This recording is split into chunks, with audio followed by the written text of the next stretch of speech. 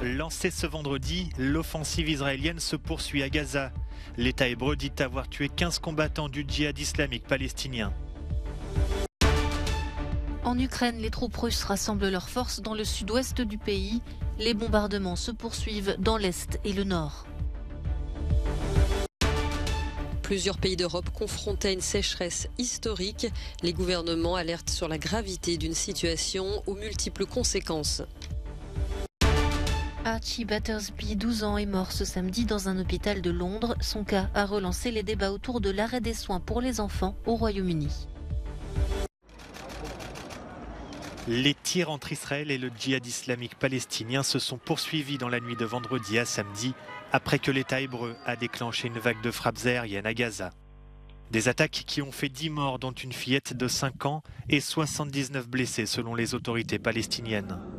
L'armée israélienne dit de son côté avoir tué 15 combattants du djihad islamique dans des frappes préventives. Et le message envoyé par le Premier ministre Yair Lapid est très clair.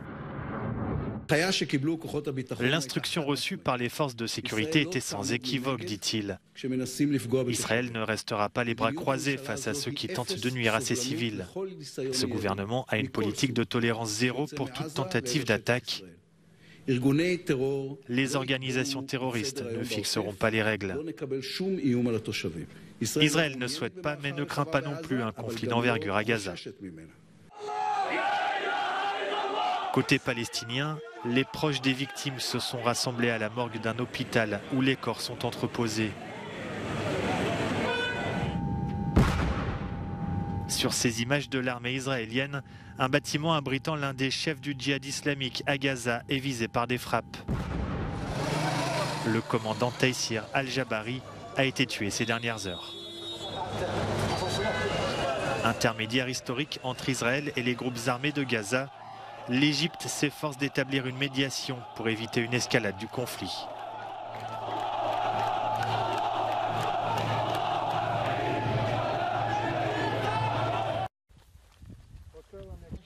Alors que les soldats ukrainiens rassemblent leurs forces comme ici à Sloviansk dans l'est du pays, les troupes russes se massent, elles, dans le sud-ouest de l'Ukraine. C'est en tout cas ce qu'a constaté le ministère britannique de la Défense qui suit la situation sur le terrain. Difficile toutefois de savoir si ce déplacement préfigure un nouvel assaut massif des troupes russes ou une anticipation d'une potentielle contre-offensive ukrainienne. Dans le même temps, les bombardements se poursuivent, comme ici à Kostantinivka dans la région de Donetsk. Des frappes ont touché dans la nuit de vendredi à samedi une école ainsi que plusieurs immeubles d'habitation. Les résidents tentent tant bien que mal de déblayer les décombres. Là, vous voyez, l'horloge s'est arrêtée. À ce moment-là, à minuit 20, il y a eu un bombardement. J'ai ouvert la fenêtre et j'ai été projeté par une vague. Plus au nord, dans la région de Kharkiv, en partie contrôlée par Moscou, ces images montrent des soldats russes distribuant des colis humanitaires aux habitants. Kiev accuse la Russie d'utiliser cette technique pour s'attirer la sympathie des locaux avant de potentiels référendums d'adhésion à la Russie prévus en septembre. À Zaporijia, enfin, un réacteur de la centrale nucléaire a été arrêté après des frappes dont Kiev et Moscou s'accusent mutuellement. Selon la compagnie ukrainienne de l'énergie atomique, une station renfermant de l'azote et de l'oxygène et un bâtiment auxiliaire ont été endommagés par la frappe, augmentant le risque de fuite et d'incendie. Les combats font rage et le risque est omniprésent. Et pourtant, de nombreux seniors continuent de se déplacer à vélo dans l'est de l'Ukraine. La semaine dernière, le président Zelensky a exhorté les habitants de la région de Donetsk à fuir face à l'avancée russe. Mais Alexandre, mineur à la retraite, n'est pas décidé à quitter sa ville. « Comment je pourrais conduire une voiture ?» dit-il. « L'essence est chère et je dois quand même me déplacer. » Près de Kramatorsk, dernière grande ville de l'Est sous contrôle ukrainien, Volodymyr dit ne plus craindre grand-chose. Si quelque chose arrive, lance-t-il, je préfère mourir sur le coup. Comme ça, je ne serai pas handicapé. Dans le Donbass, beaucoup de stations-service sont de toute façon à sec. Le vélo, en dépit du danger, est peut-être aussi un moyen de garder un semblant de normalité au milieu du chaos. Partout en Europe, l'inquiétude grandit face aux multiples conséquences d'une sécheresse historique. En France, le gouvernement a activé une cellule de crise exceptionnelle.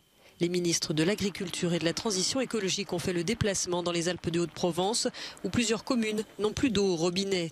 Ils appellent à accélérer les transitions. On est dans un contexte qui ne correspond plus à aucune habitude. On n'a jamais connu une sécheresse comme celle-là. Et la mauvaise nouvelle, c'est qu'aussi loin que notre regard porte, on n'a aucune raison de penser que ça va s'arrêter. À Paris, comme dans beaucoup de villes, les parcs ont pris un air automnal. La première ministre Elisabeth Borne a dit redouter que la situation perdure, voire devienne plus préoccupante encore. La situation est similaire ailleurs en Europe, comme ici en Italie, où plusieurs grandes villes telles que Rome, Florence ou Palerme sont en état d'alerte avec des températures dépassant les 40 degrés. Plus au nord, les Pays-Bas sont aussi confrontés au manque d'eau. Le gouvernement a appelé la population à écourter les douches, ne pas laver les voitures ou arroser les jardins. L'eau potable reste disponible, mais les réserves s'affaiblissent, alertent les autorités. Autre conséquence visible, la baisse du niveau des fleuves. Elle fait pencher ces bateaux maisons situés sur le Rhin. Le trafic fluvial est également affecté.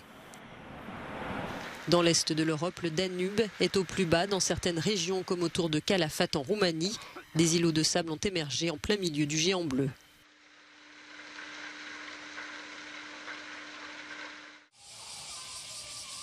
La ville d'Hiroshima au Japon commémore ce samedi le 77e anniversaire de la première attaque à la bombe atomique.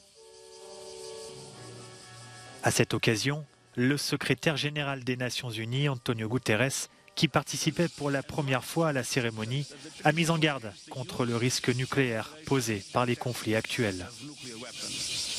De graves sous-entendus nucléaires se propagent rapidement, du Moyen-Orient à la péninsule coréenne, en passant par l'invasion de l'Ukraine par la Russie, a-t-il déclaré. Il est totalement inacceptable que les États en possession d'armes nucléaires admettent la possibilité de s'en servir. Le message que je leur adresse est simple, retirer définitivement l'option nucléaire de la table. Le 6 août 1945, à 8h15, les États-Unis larguaient une bombe atomique sur Hiroshima, faisant au total près de 140 000 morts.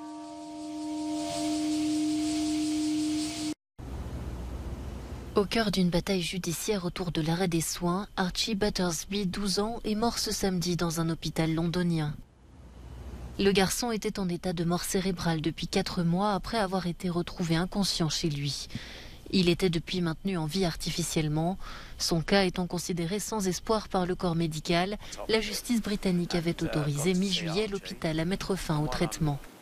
Les parents d'Archie se sont opposés à cette décision, assurant avoir constaté des signes de vie chez leur enfant.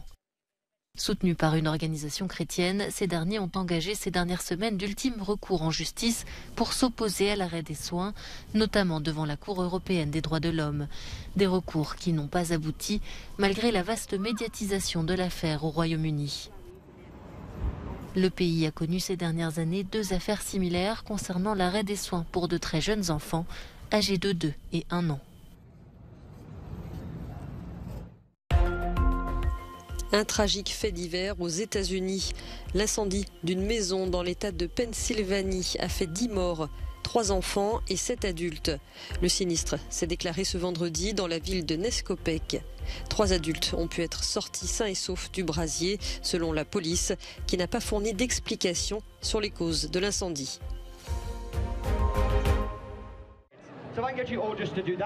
À Édimbourg, c'est le retour de l'un des plus grands festivals artistiques au monde.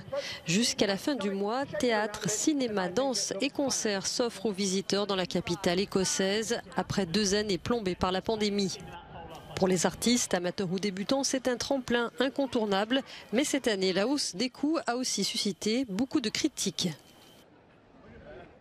Nous avons dû réunir beaucoup d'argent pour faire venir ici notre troupe qui est assez grande, explique cet artiste.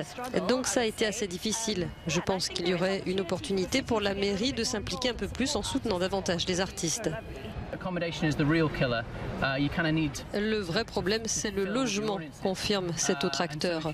Il faut faire le plein de public. Si vous ne vendez pas bien votre spectacle, vous pouvez potentiellement perdre beaucoup d'argent.